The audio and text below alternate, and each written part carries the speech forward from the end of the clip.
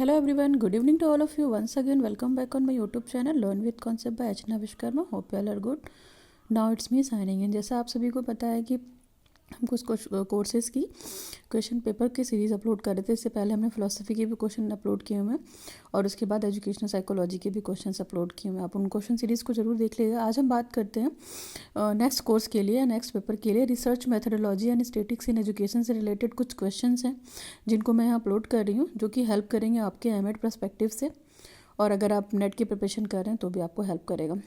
तो पहला क्वेश्चन है, discuss the importance of educational research, what is the difference between fundamental, applied and action research. सबसे पहले यहाँ पे आपको बताना है कि एजुकेशनल रिसर्च की इंपॉर्टेंस क्या है, ठीक है, और थोड़ा सा यहाँ पे आप इंट्रोडक्शन देंगे पहले कि एजुकेशनल रिसर्च होती क्या है, ठीक है। इसके बाद अगर आपके पास डेफिनेशन अवेलेबल है तो आप डेफिनेशन को भी डाल सकते हैं। नेक्स्ट कंटेंट में बात करते हैं तो यहाँ पे लिखेंगे इंपॉर्टेंस ऑफ एजुकेशनल रिसर्च। तो जो भी इंपॉर्टेंस है एजुकेशनल रिसर्च की आप डाल सकते हैं यहाँ पे।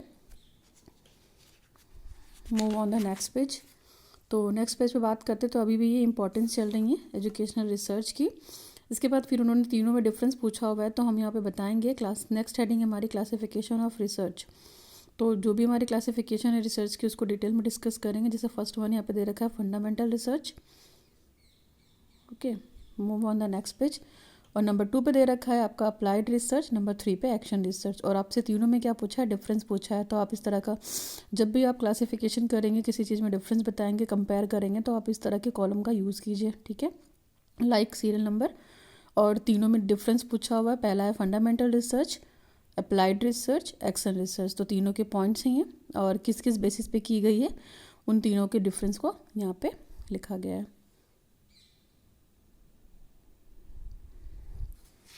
Move on the another page. यहाँ पे कुछ चीज़ें हैंड रिटेन है तो अगर आपको ये लिए यूज़फुल हो तो आप यूज़ कीजिएगा, अगर आपको समझ में आता है तो। ये मैंने अपने जब मैंने पढ़ाई की थी तब के टाइम का है तो मे बी, और अगर आप अवॉइड करना चाहें तो अवॉइड कर सकते हैं। सो ये रिसर्च का पहला क्वेश्चन था, ठीक है। वो वीडियो थोड़ा भी नीडफुल है, रिक्वायर्ड फुल है, तो do like share subscribe my YouTube channel learn with concept bye Archana Vishwakarma.